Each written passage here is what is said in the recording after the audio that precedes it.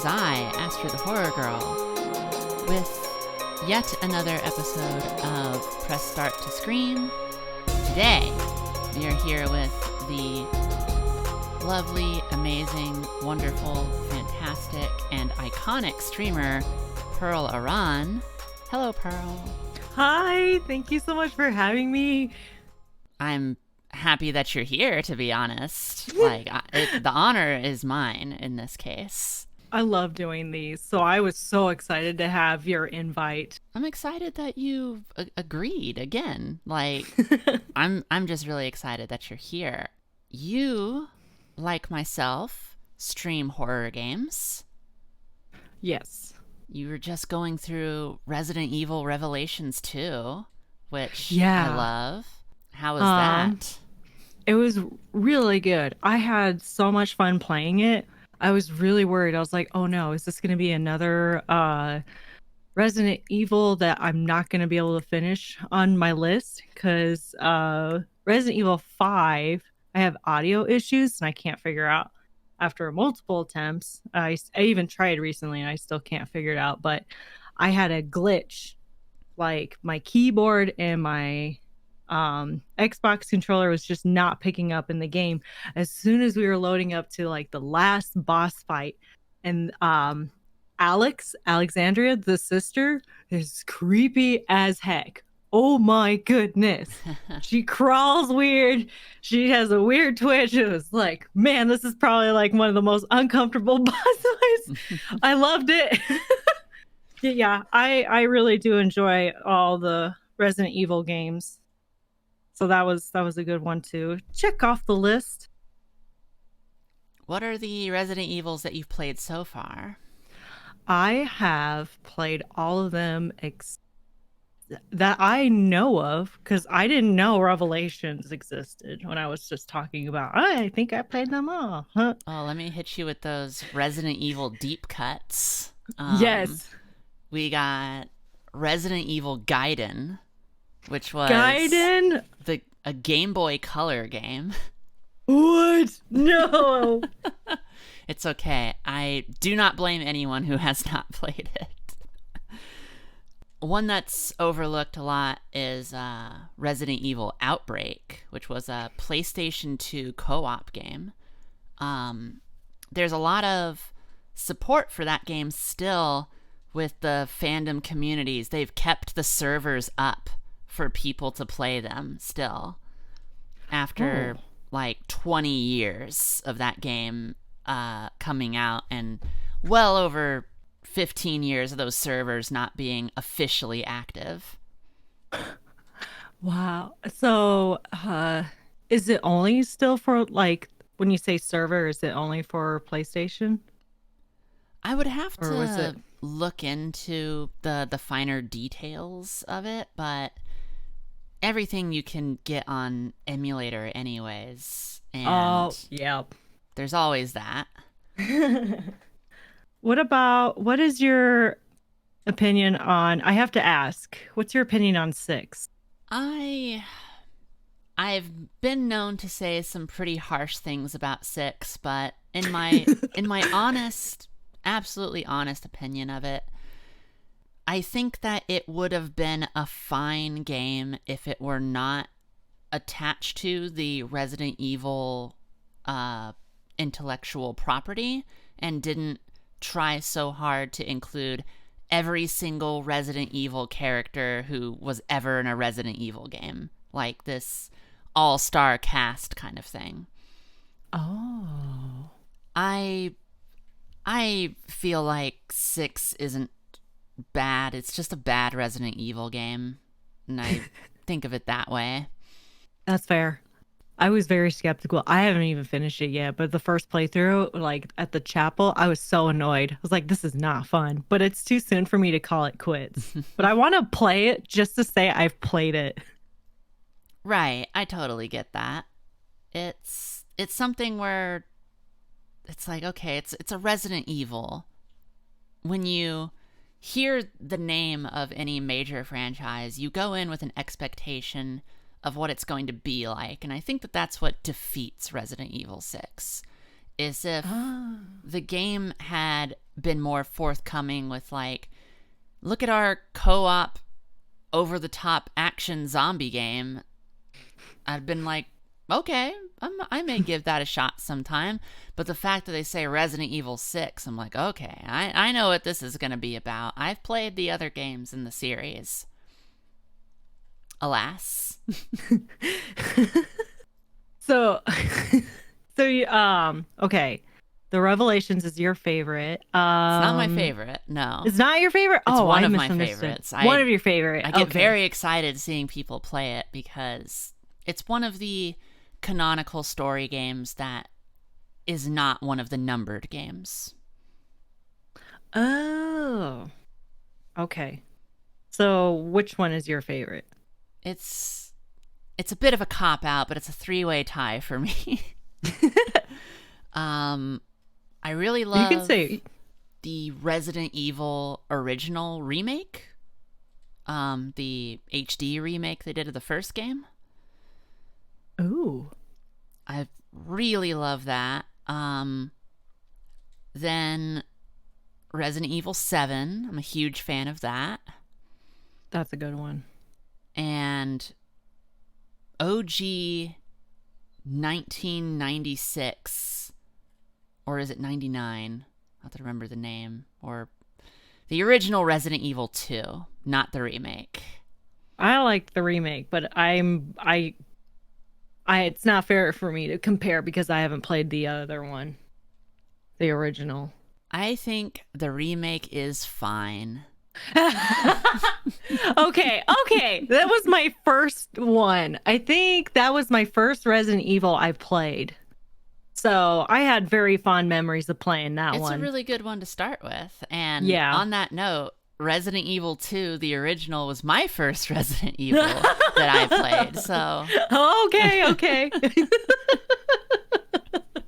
That makes sense. Yeah. Oh man. Yeah.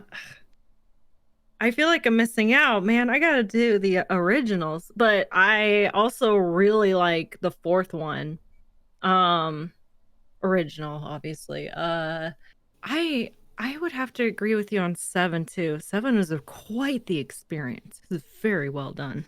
Yeah, I have my love for my three-way tie.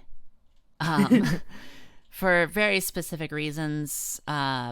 Basically, 7, I think, is what Resident Evil...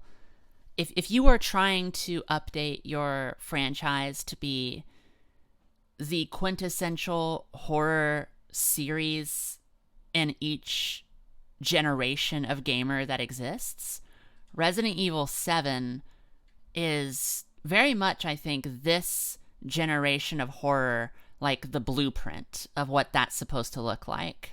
Ah, yes. Yeah, okay. And I feel like Resident Evil 2, the original, when that first came out, was the PlayStation 1's blueprint for this is what survival horror looks like. And the original remake is what I say to people is like, okay, so this is what a remake is supposed to be.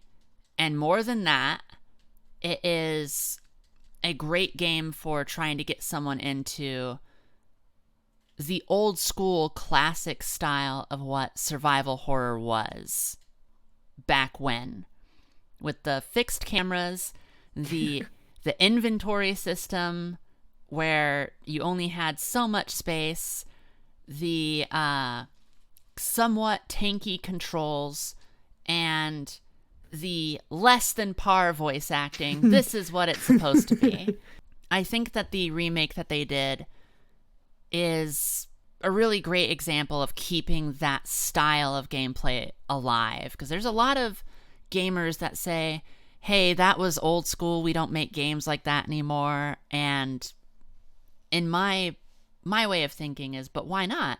Like, I get that we've come further in some regards, but there's no reason to completely erase this idea of gaming. It was perfectly valid. They just right. It's like, yes, tank controls like aren't the best, but the retranslation of controls that we get in it to actually give it more directional freedom in moving, it works. And Mm-hmm. I think that that's a great demonstration of how something was made way before its time, and the remake is the realization of what that always should have been. Yeah. That's a wow. I really like the perspective you put in that. Made me think about with my experience playing, backwards with the remake, and then they introduced me to the older version, like Resident Evil 4. It was so weird. I was like, it's so clunky, it's so chunky. And after playing that one, I played later on Resident Evil 0, Yeah. and that was so easy. Mm. Everybody was saying how hard it was, and I was starting up the game prepared to have a hard time, but it was so easy. I felt like I was speed running. So I have to add that one too. I like a lot of Resident Evil. I like a lot of them. I really can't think of a favorite now. What have I done to you? I think that's cool that you say, like, oh yeah, 0 is so easy compared to 4. Like, that's just such an interesting statement to make. I know. It feels weird, but I just remember how, like, it was just, like, so easy to... I felt like I was just flying through it. Like, it was so much easier. Resident Evil 4, I think, like, warmed me up for 0, I think. Because 4 was just difficult. It was so difficult. Yeah, yeah, I know. A lot of people found that weird too. No, I think that that's great. Not weird, just great. Thanks.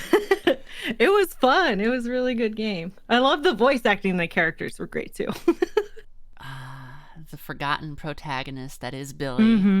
Ah, yeah.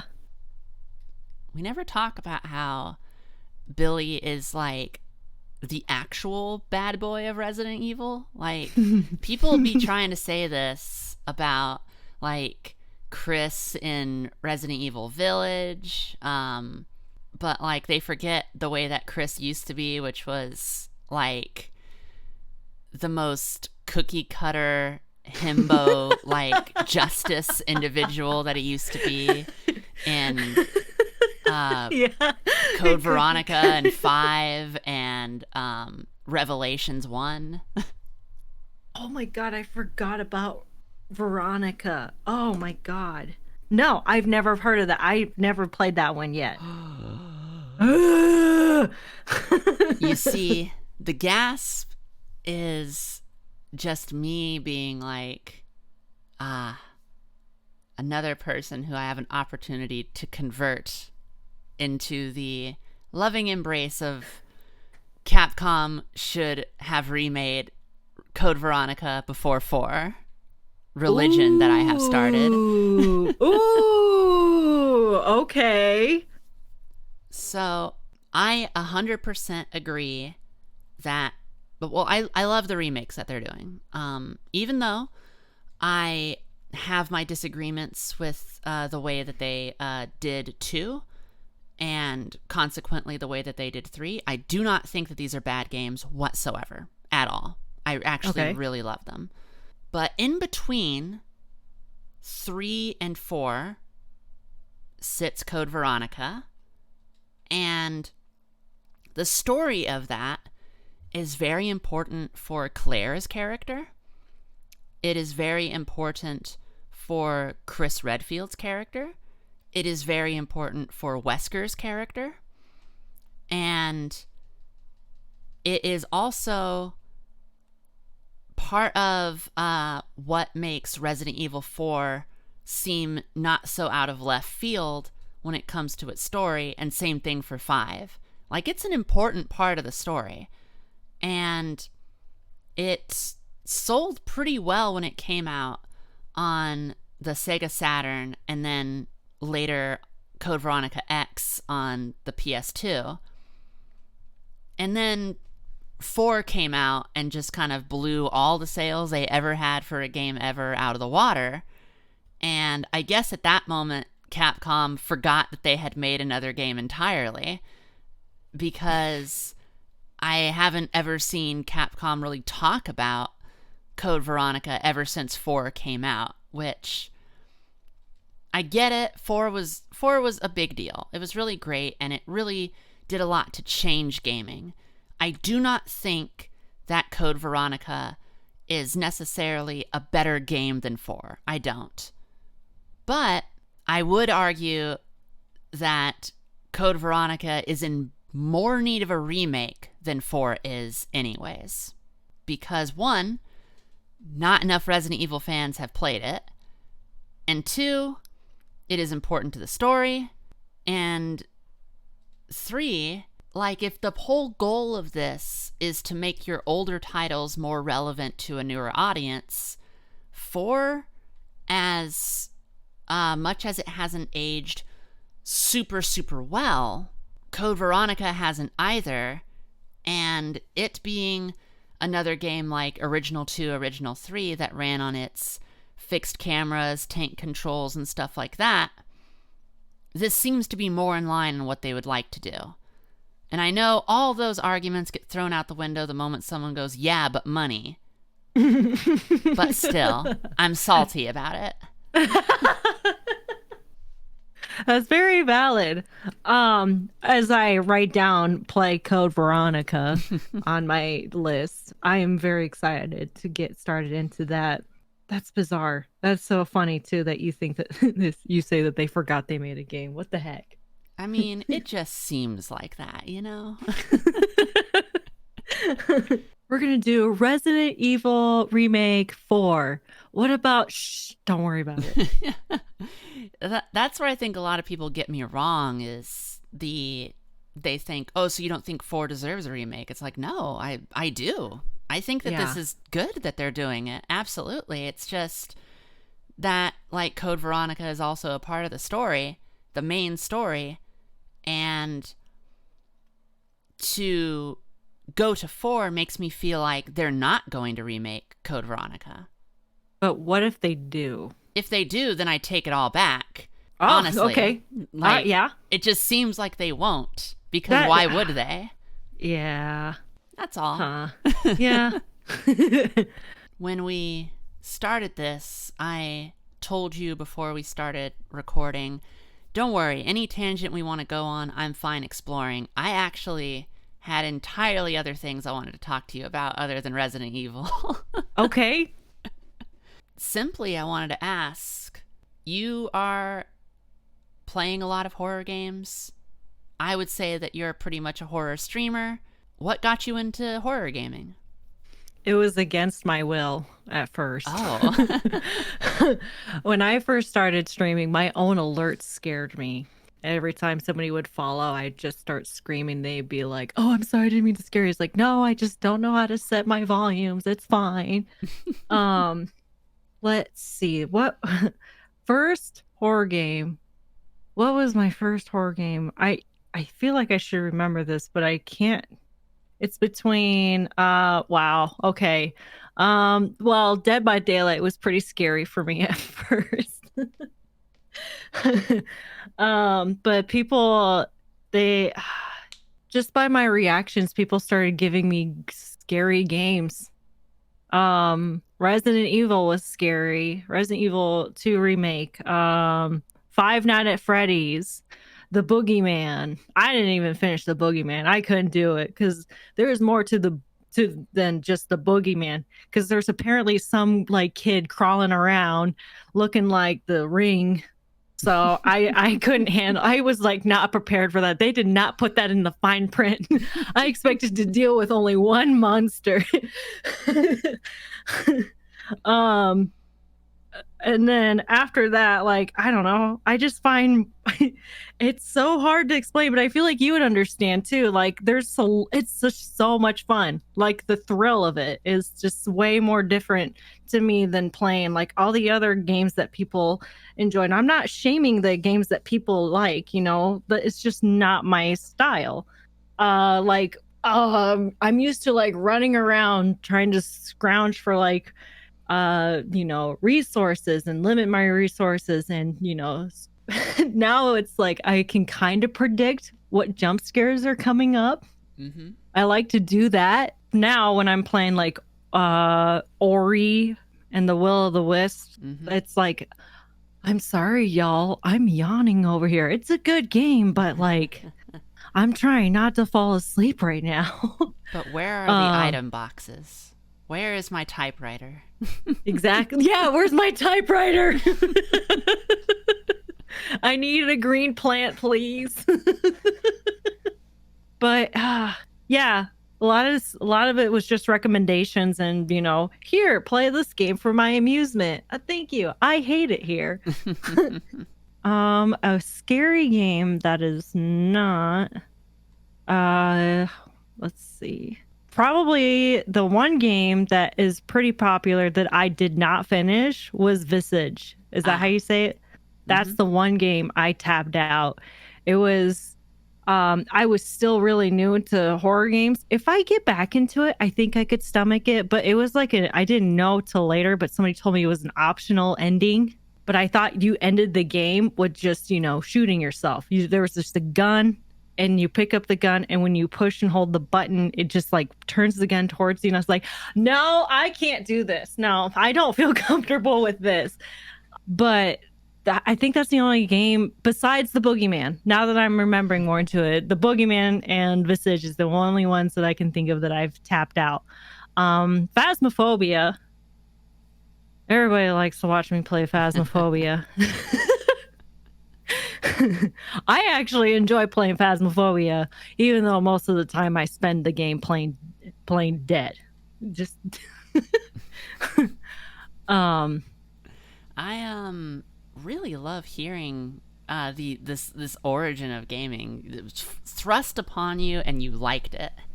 Yeah. Yeah. Here you go. I don't like this. I really like this. Can I please have more? Now I'm like asking. I'm like actively looking for more horror games. I'm very amused with people's perspective too, or they're like, I dare you to play The Hatch. That game scared me. I laughed my ass off playing the whole game. It was so funny. Have you played it? I'm not familiar with that one. It's just Hatch. That's just what it's called. It's got terrible like graphic design, but it's what makes it so good. You should check it out. It's super cheap. It's super short too. It was actually Nick's. He told me to play it. He dared me to play it, and I was like, "Okay, bet." And God, that sounds like Nick's. Yeah, but no, it was not scary at all. It was hilarious. God, just the amount of times that Nixus is just like, I got this game for 35 cents and it takes 25 minutes to play. It's unplayable for how terrifying it is. And then you play it and you're like, Nix, I don't know what to tell you.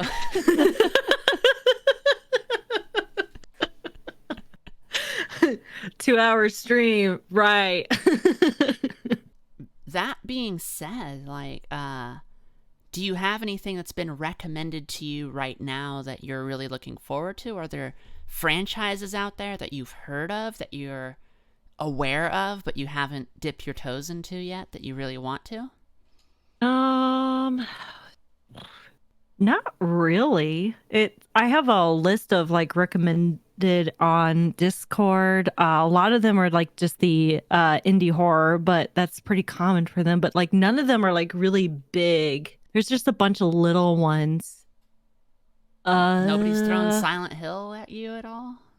No, actually. Oh my goodness. I'm gonna have to have a sternly worded letter to your community. I've watched a few other streamers play it, and I'm like, oh yeah, that game exists. I've seen the movie. I love the movie. I love it. Oh my goodness. It gave me feelings that I would never thought I would have in a movie. Like, oh my gosh. I would never take what's his name? Pinhead? I always call him Pineapple. Pyramid Head. I always call him Pineapple Head because well, I mean, pyramids and pineapples are so similar. Exactly. Thank you. Finally someone understands. But I never, ever, ever, ever took him seriously in Dead by Daylight. I was just like, oh, it's just, just a merch franchise, just the name, blah blah blah. Right, But when I right. saw the movie, I was like, oh my god, what he can do! I don't want to play Dead by Daylight for a while. Oh Oh yeah, you're god. gonna have to check out at some point.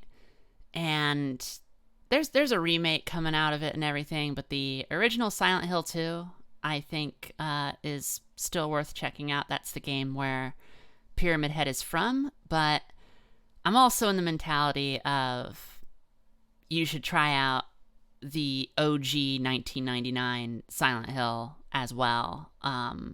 It's the original trilogy of Silent Hill is really, really good. And if you ever need help playing them, you have a friend Astrid who can hook you up with some Silent Hill. All right, all right. I would love to get started on that. I can't believe. Yeah, I honestly just flat out forgot about this game. But yeah, I would love to check it out. I would love to play it. I have a question And for you. yes. What is the scariest game you've played? Have you tapped out on any of them, or is there one that you just took a really long time to complete through? Scariest game I have ever played. Um that's I'll have to think about that one. What? Well, it's Or is there multiple occasions? there's horror games scare me all the time. They get to me, but um if I get really, really scared, that just makes me want to play it more. Yes. um if the fear is overwhelming, it can make me need like a short break, but I'll be back to it tomorrow. Like it's just some games by their very nature are oppressive in their atmosphere, so you feel exhausted after Mm, playing it for a shorter time than another game that's very inviting in its atmosphere. yes. Yep. Um, yeah, that's scariest game for me. Like, I think, well, like Cry of Fear scared me for a long time. If you haven't played Cry of Fear yet, it's worth checking out. It's free on Steam, so you might as well. Ooh, okay. I'll add that to my cart or in my add to library right now. Okay. Yeah, Cry of Fear is a pretty it's pretty classic at this point. Um, it's very buggy and has lots of issues like getting stuck on a potted plant and then you can't move. Fun things like that. Um, a lot of people, I think, get put off by graphically. It is a game that came out in the time period when it did and such. But I think it has, still to this day, some of the best timed, well done jump scares in a horror game. Ooh. It's worth noting, since you played Visage and clocked out on the themes of suicide, those are very present in Cry of Fear as well, so good content warning to go into it. Okay. I couldn't handle it a while back, but I feel like I can handle it now. But then yeah. Oh, that reminds me. Have you heard of the, what is it? Oh man, it starts with a Q. It's like the newer game that kind of has like the dark, oh dang it. The Quarry? Is that what it's Yeah, called? the Quarry, yeah. Quarry. Yeah. Did you play that one? Do you know anything about that one? I The did. story? Okay. I did not play that one. I didn't play for mostly because everybody else was playing it, you know. Oh, sure. But and also like is probably a little bit too much for price for me, but I was me and my roommates, we went to a department store looking for things to work on for our fence. And I was in charge, since I'm the useless one, I was in charge of keeping an eye on the cart while everybody go do their shopping and measurements and everything.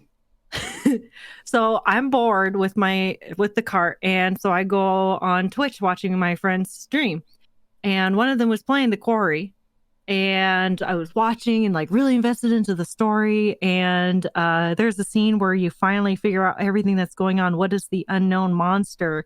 And somebody, the guy transforms in his cell. What is it? The werewolf? Yeah. His flesh exploded. Mm-hmm. It put me into shock. I passed out in the middle of the floor. I just passed out. I didn't even.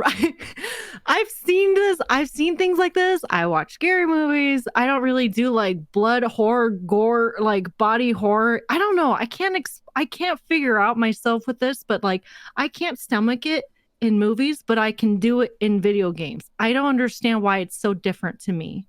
But when I was watching it, I wasn't playing the game. I watched my friend play this part and I just passed out. My roommates were like, "What is wrong with you?" And they're like, "Oh, she's probably like, tired or dehydrated." I was like, yeah, sure. Got in the car. I was like, "Guys, I watched a really scary part on stream. Are you kidding me? Pearl, we can't take you out in public." But yeah, have you seen Hacksaw Ridge? The war movie? Yes. Yeah. I sat in the front row. I was prepared. I was so prepared for for to be in shock. Okay. I was like, okay, it's a war movie. People are gonna get, beat up and stuff. It wasn't even towards the war scene. It was the very first part where the guy gets a car on his leg and his leg is literally like a garden hose of blood. I had to be carried out because I went like noodle limb just sliding off my chair. Oh, goodness. They had to carry me out. And I wanted to watch Doctor Strange, so it worked out to my benefit. But yeah, that's just, I really can't predict what triggers me, but I can say that, definitely no on movies. Yes, I can handle on video games, but the other things, like the other trigger warnings, I haven't had any issues since then. I think that one was just like the biggest one. I just like dove right into like one of the bigger, scarier games. So it's like, maybe I'll go back to it someday. Maybe. You just delve into one of the bigger, scarier games. Well, now you've got to say what it is. You gotta say, yeah. Mm-hmm. Oh, Visage. Mm-hmm. Oh, Visage. I did also you think like that it's one? I did. I think that it is one of those games that pulls on the understanding that the person playing it has been playing horror games for a while and knows what to expect. Yes, and absolutely. I recently, last year, like 5 or 6 months ago, played Elden Ring for the first time, and I've never played a Souls game before, or I haven't played a game where it's a combat focused game where you have a sword in your hand before. Nothing like that. And so it was wild playing that, because I got to a point where it was like one of the first major bosses of this game, this big motherfucker named Margit. And my journey there is unlike anyone else's, apparently. I didn't fight anything up until him because I stealthed my way all the way to him. Because things were killing me out there. And so I was like, well, I don't want to die. So I'm just going to avoid every single thing and just stealth through. And after a while, where I realized I could outrun or hide from everything, I went, oh, this game's actually pretty easy. Got to this guy. I've not gotten any other armor, any upgrades, and I fought him, died for about 4 hours until I said, okay, this game's too hard, and just uninstalled it and never played it again. And Months later. What class were you? Do you remember what your class or what I your think build I was was? just warrior because I'm like, sure, a sword, that makes sense. Okay. I found out months later, that you could level up in this game, that there's other equipment in this game, that you can like trade in points to get different things in this game. I didn't know any of that was Nobody in this game. told you. Like, people were just like, well, is there any I think they were trying to get me to do things, but nobody wanted to spoil anything for me. Oh, So that's good on them. they were That's trying good on to them. they were trying to word it as well, is there anywhere else you can go? And I'm like, well, no, the grace points to right here. I have to go this way. and it was just that simple for me. And that is my story of how, when games are designed in a way where you are supposed to draw on your understanding of other games like it, that it assumes that you've played before, it can be kind of a hit or miss experience sometimes. Yes. And I feel like Visage, like, going into it, it's just like, ah, you gamer, this definitely isn't one of your first horror games. You've probably played hundreds by now, so you know what to do. You probably played all Five Nights at Freddy's. You've probably done that. You've probably gone through the Silent Hill series, gone through Resident Evil. You know what Siren is. You know Fatal Frame. Yeah. You know all the classics. So here you are, Visage. Have Anyways, fun. good luck. Yeah. Yeah, good luck. And Pat on the back. so I feel like some games are just kind of like worth returning to later once you have the metagaming understanding of what's expected of you as a gamer to get through the game. Yeah. Well, now I feel even more encouraged to go back to it. Oh, I think it's worth it. It's a very good game. I don't know if I've shared with you my list at some point, but I'm making this spreadsheet of all of the horror games to show all of its, like, every game's content warning, triggering, potentially stuff, the genre that it's in, what kind of game is it, what to expect when you play it, hopefully in a not spoiler way, and also get people who've played it before, their little comments of just curated people that I trust who've talked about it and stuff. And I'm trying to make it to be a tool for horror gamers and also horror streamers who are looking for more horror games to play, without having to just go on like, well, I looked at the Steam page and that looks cool. And just I think that's a that. great idea. That would be super handy. That would be awesome. I will send it to you at the end of our podcast here. Perfect. Yes. So speaking of stepping into a horror game, if somebody was to approach you and say, "Hey, I want to start playing scary games," what would you recommend? I'm the worst person to ask. I'm just going to say that right now. Okay. I have to decide that I'm the worst person. So I would try to draw on, I think I would first ask, well, what do you normally play? And depending on their answer, I might give a different suggestion in that line of thinking. Or just, what do they want from a horror experience? Because some people, they just go, all right, I'm a pretty experienced gamer. I've never played a horror game, and I want something to absolutely terrify me. For them, I might just straight up go, all right, play Resident Evil 7. And then, that's a good one. On the other hand, for people who are like, absolutely terrified of everything, hate the idea of being scared, what about them? Like, they're forced. Like, I just reached my sub goal and I didn't think they would get it. Now I have to play a scary game and I'm terrified. Mm-hmm. Which would be the easiest? That's scary, but not like grab a pair of pants stream change. One of the ones that I try to encourage people to play for if they want to step into the idea of old school classic kind of survival horror, but not be like, hey, here's a game from the PlayStation 1 that is barely tolerable in its controller scheme. Heaven Dust is a big one that I recommend. Heaven Dust. I have never heard of that before. Yeah, it's a nice dip your toes into. This is what horror gaming at its core is like. And I do not think that it is a very scary game at all.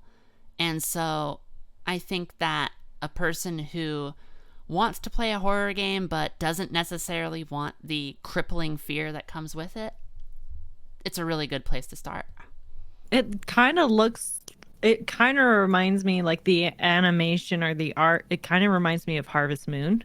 I can see that. And it kind of has a Resident Evil. I see like the equipment on the side. Okay. All right. Yeah. Yeah, it's very. It doesn't look scary, but Evil. it does have kind of like that scary setting, but in a very like easy way. Very that's a good choice, huh? Yeah, I had a friend that was in that situation. Like, hey, I reached a sub goal. What should I play? And I was like, oh, Slender Man. That one wasn't so scary for me. You should play Slender Man. And I knew and I was like, all right, just let me know when you're streaming. I'll come by and say hi. And I, grabbed my snacks. I went on over to his stream and I just saw him sitting there with his hands on his head. And his whole chat was like, are you okay? Are you okay? Take a break. Are you okay? I was like, oh my God, what have I done? Oh man. I was like, just tap out, man. It's okay. There's no shame. I didn't think you would be that. Yeah, I have to now like swallow my pride and say, don't ask me for a recommendation. Yeah, I try to have a pretty good handle on where people are in their horror journey before I give them a horror game. You're so nice. I try to be nice to people because I want them to be horror fans, but I find that throwing people in the deep end only works for certain people, not for everyone. No. And then my hardest thing is trying to get past the filter that I have on what I want from a horror game and what other people might want from a horror game. Yes. Because, yeah, exactly. Because that's exactly what I felt. Because, I thought since I would be scared of everything, but, there's different perspectives on what's scary and what's not scary to people. Subnautica was absolutely terrifying. I hated that game. I hated every second of it. I often hear people talk about how Subnautica is the most terrifying, not officially a horror game. Yeah. I don't think I'm afraid of going to the deep water. I was trying to convince myself I was so I can have a valid excuse. But like when I was playing, I was like, no, I'm not really scared. If it's really dark, I might be a little uneasy, but no, everything out there that's big and trying to eat me really stresses me out. And I only have a sizzling butter knife to defend myself. Yeah, it goes in with that whole isolation idea. And when the world is as open as a Subnautica game, it really does feel like there's nowhere to go when things get real bad. Yeah. And things can get really bad. Nice little, like base, you build your things, you put your posters up and you color your customization of your submarine and everything. And then, you're gathering ingredients and then you go back to your base and there's a leak and the whole place is flooded. How is that therapeutic? Oh, this game is so therapeutic. It's so refreshing for me. I can't find where the hole is. There's a leak everywhere. How is this therapeutic?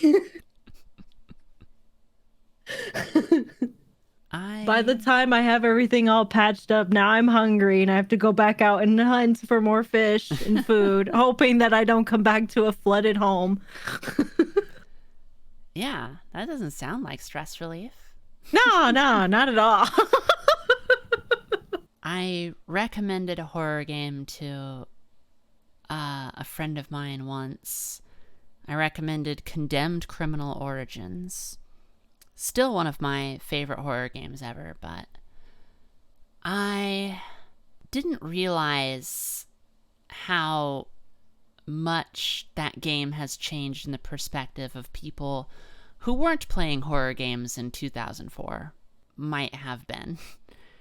The game is absolutely jank, but it's one of the reasons I love it. It's okay. Yeah. Honestly, like, I do have appreciation for janky, clunky games. Mm-hmm. But is it scary? It doesn't look scary to me. Like, I've had this one on my wish list for so long. Like, it's been recommended to me a long time ago, and it's rated M, blood and gore, intense violence. It's rated M, so it might be scary. It might be. It might be, yeah. That's the only information I can go. I think that, and it pains me to say this because I love Condemned Criminal Origins. God, do I love that game. I think that the years have not been kind to this game. Okay. I will say this. There's the thing that keeps me coming back to this game, besides the fact that I love to speedrun it, is nothing else feels like it at all. I've never played anything that even comes close to how it feels. It is first-person, melee-based combat with a specific combat system that is entirely unique to itself. And a blocking system that's like a parry and understanding of the pacing of combat and the fighting in it. And there's a way to master the way that combat works, and it's not obvious at all. And it takes getting used to. There really is a learning curve to getting into the game for how to fight the enemies. That is what keeps me coming back to this game. I also really love its idea of being a CSI kind of character, crime scene investigation, in the midst of, hey, the serial killer could very well be in the next room, but we're going to analyze the crime scene first. I love that idea, but my God, it has not aged well. It really, really has not aged well, and that's such a bummer because it's very high on my list of this is a game that deserves a remake. Jace Hall, who was the writer for the game, really wants there to be a third one, or perhaps a remake of the first one, and I would entirely be down, but unfortunately it's just not up to him as far as I can tell. The question, is it scary? I still think it has its moments, but I don't think it's as scary as it was when it released. I think atmospherically, it still is like creepy and really more mysterious than anything. And as the story progresses, it definitely gets scarier. But I do not think that it has retained that original factor of when we all got it back in 2006 and were playing it the first time, and it was horrifying. I don't think it's that anymore, no. And it pains me to say that. That is a shame. Huh. 2000. Wow. Okay. 2006. I would honestly, that would be really cool if they ended up working out on a remake. That is a shame that it doesn't work out like that. Oh yeah, I'd pay for that $90 deluxe edition pre-order immediately. Hell yeah. Probably live to regret it, but whatever. Like, it's a game that's very, very near and dear to my heart that is very hard to share. I really enjoy listening to your perspectives on just how games work. Well, thank you. If that makes sense. I don't know, like people are really particular about, like I know a friend, my roommate, she's so picky about like it has to be like role play. And I'm like, there's more to just role play. This game looks really fun. It's an indie game. If it's an indie game, no, not interested. It has to be a big game. It's like, then you're going to be bored. You're going to be bored because if you're waiting for all the big games to come out, they're going to take forever. But I don't know. It's just a refreshment for me. I don't know. Honestly, I could listen to you talk about games all day. Oh, thank you. That means a lot. I could talk about games all day, so. Did you ever play well, are you into role-playing games? First of all, I'll ask. I honestly like games that, puts you on the spot where you have to answer A or B gives me so much anxiety. Because I'm just a person that says, "Can I say both in between? Can I just rephrase this?" Right. Because once whatever you say is done. Like you can't go back and like the person reacts bad where I, reply to or pick my answer with this intention that came across way wrong. And then I'm like, it's the end of the day. I ruined the game. I'm going to get the bad ending. Well, I think that's why more RPGs, a controversial take coming up, more RPGs should allow you to save whenever you want to remove that exact anxiety, because thank you. I do not. You. You're welcome. I understand the urge as a developer to be like, no, I want you to live with your decision, because that's more realistic. But look, sometimes you're trying to choose an option for response, and you might say, the option will say, no, I don't want that. And you're like, yes, that is the correct thing that I want my character to say. And then they go, no, I don't want that. And you're like, wait, sarcasm? I didn't mean sarcasm. Yeah. Where did this attitude come from? Yeah. We did not discuss this. Apparently, we're not on the same page. Exactly. So for situations like that, I think it's entirely unfair to expect that the gamer is going to be okay with just, well, I did not do what I wanted to roleplay doing, but I guess I have to live with it. It's like, it doesn't make you feel like, It's really helps when they do like the response and then they put a little thing on the side like sarcasm or, joking or stern, Man, yeah. Like I feel like I can handle this conversation better than you. The protagonist, the character. Like, right. Can we go back and apologize? Nope. The conversation is over.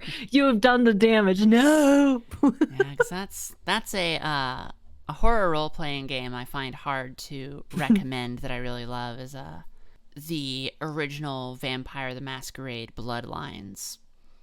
Oh, I've heard good things about those, however.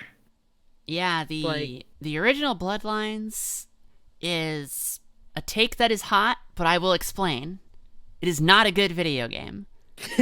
The reason is simply because it is broken and does not work. And oh no! Thank God that there has been a very, very dedicated modding community to making sure that game works. But if you get it from Steam and launch it and expect it to be playable, it is not. Oh. It's a whole thing of like getting mod patches to run the game so that you can actually play it. Wow, that is so bad. It is bad. Wow.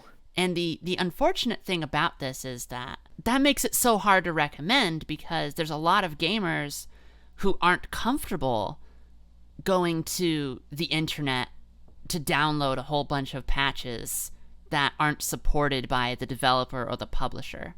Mm-hmm. And I really, really think that more people should play Vampire the Masquerade Bloodlines, because it is great. It is a really great game, one of a kind. It's a horror role-playing game that actually goes into the Vampire the Masquerade universe and demonstrates how horrifying that universe is. Has very memorable characters and is pretty fun to play. But my God, it's busted, it's broken, and even with all the mods that are out there, it is possible to, quote, play the game wrong.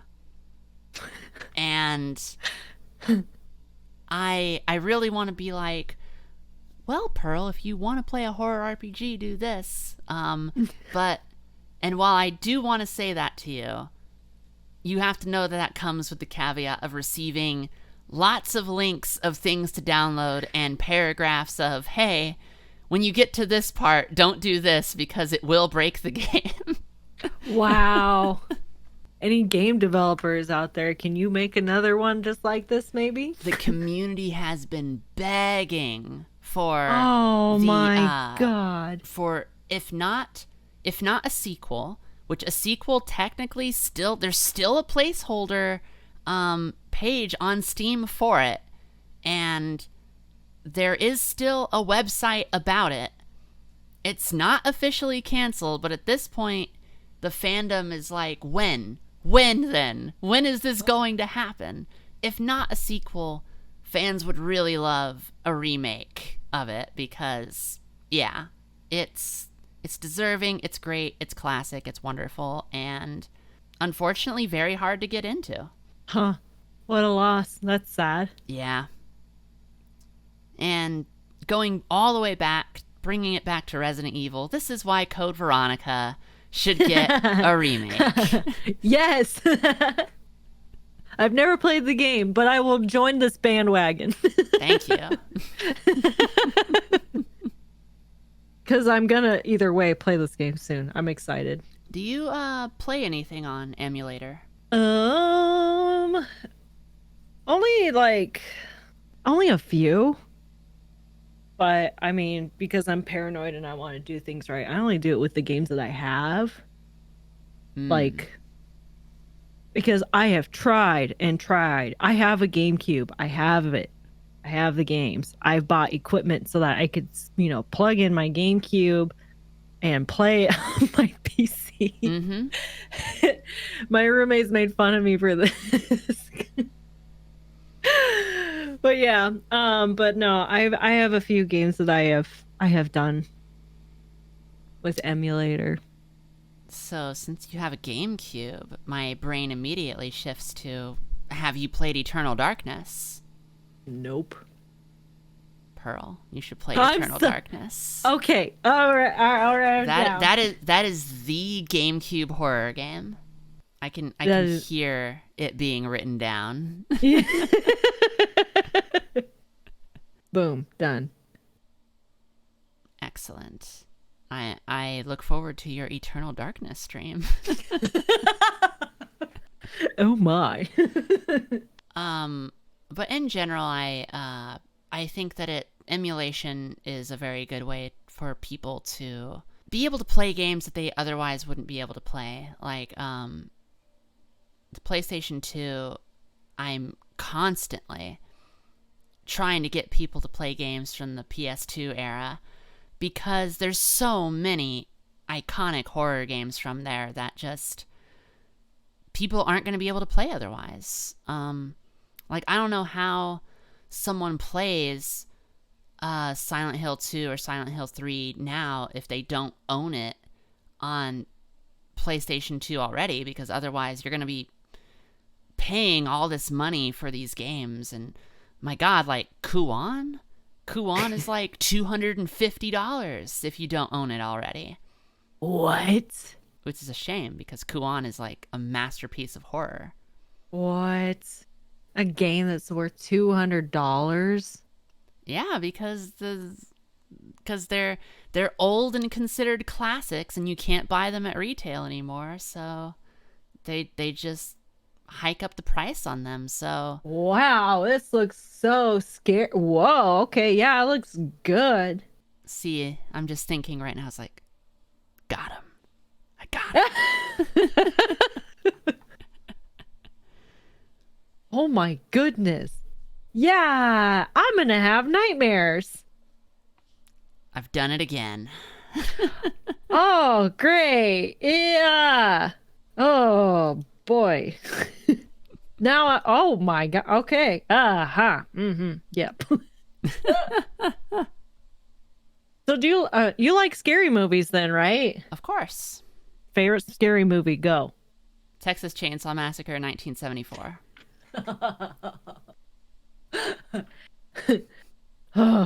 Body horror.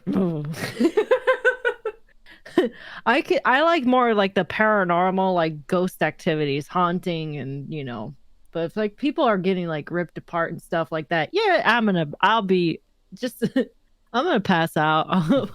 I'll get back to you in a few minutes. I can tell. Yeah, no more horror content from you and Home Depot after what I've heard.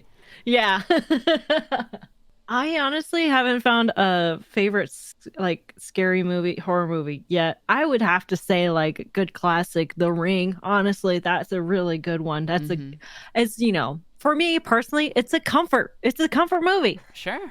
It's very like the setting, the atmosphere, the like what do you call it? Like the photography, cinematography, yeah. Cinematography. Thank you. Yes, that. It's just very well done. And then the second one just kind of like I don't know if you're into specifically going out of your way to play bad video games. But if you're ever inclined to, please play the Ring video game. Wait, there's the Ring video. Oh, there is. I think it was Sega Saturn, Sega Dreamcast, one of those. It's so bad. There's a whole, like when I call a video game bad, that doesn't mean that it cannot be loved. There's so many games that I'm just like, oh, this is bad. I love it so much. I mean, that's how I feel about The Hatch. It's a good one. I'm laughing. It's not scary. It's really bad, but I enjoyed it. But I mean, this was probably okay. What is it called? The Ring? It's just that? It's not on Steam, is it? Oh no. I don't think anyone wants to put that game in a retail environment now. Okay, that's fair. That is fair. What was this called? The Ring Terror's Realm. That's what that was called. Yeah, it's astonishingly bad, and we love it. Oh yeah, this looks great. Are you kidding me? Oh man, yes. There's so many video games that when they came out, they were really important and influential, and then going back to them, it's just that as technology has progressed, they just haven't aged well and kept up with the times, haven't held up as well as other games have. This is not one of them. It launched bad. Like sorry. Came out bad, stays bad. Yes. So bad we love it.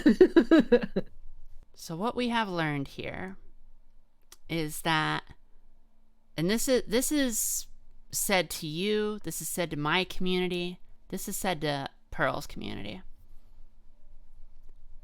How you gonna not be recommending Pearl amazing horror classics to play? There's great indie horror games out there, but this is a new horror gamer. We gotta get the Silent Hill going. We gotta get the Fatal Frame going. Code Veronica has not yet been played. Come on. Okay, they did mention Code Veronica. All right. Well, we'll give your community a point. Now, I have a feeling that somebody's going to be like, what the fuck, bro? You never heard me say Silent Hill. Because I don't remember it. I honestly forget that game exists until I see other people play it. Okay. Fatal Frame? Oh, Fatal Frame! Yes, I have been recommended that one. This is good. Pearl's community, you're doing good work. Well, Pearl, I think that our time is concluding here. I want to say that I really hope to have you on the podcast some more so that we can get updated on your journey through horror gaming, because this is kind of exciting. I would love that. Honestly, I would love to join and catch up again. I would love that so much. And when I play the games, I will let you know. Like, Astrid, yo, girl, we gotta chat. I finished this game. Be proud of me. Let's talk. I will be proud of you, and I will talk with you. Yay! But yeah, thank you again so much for this. I was so excited for this, and honestly was like, I was really excited, especially how soon you wanted to, meet up and chat. So thank you so much for this, and I really look forward to doing it again. Well, Pearl, honestly, it was an absolute delight. You have this energy about you where when you're streaming, go in and immediately feel welcome and feel like this is a fun place and I want to stay. So you have that going on for you, and it's pretty incredible. Thank you. Before we go, shout yourself out. Where can we find you? Where can we get some content by you? I go live on Twitch Monday through Friday, 6 p.m. Mountain Standard Time. Wednesdays, I do morning streams. It's really new, so it might change. But if you go on my Twitch, you'll find my link tree and much more. All like the wow, I just forgot social media. How does it work again? All I can think of is Twitch. Instagram, TikTok, YouTube as well. I just learned a new word. I was talking about podcasts, but I told somebody what I was doing. They're like, no, Pearl, that's not a podcast. That's a streamcast. So I will be doing a streamcast on my YouTube channel here really soon. But yeah. Well, thank you so much, Pearl. Thank you for joining me. I really appreciate it. Absolutely. My pleasure. I am ecstatic, and I'm so happy for this opportunity. The honor is still mine. All right then, everyone. See you on the next podcast. Goodbye. Bye.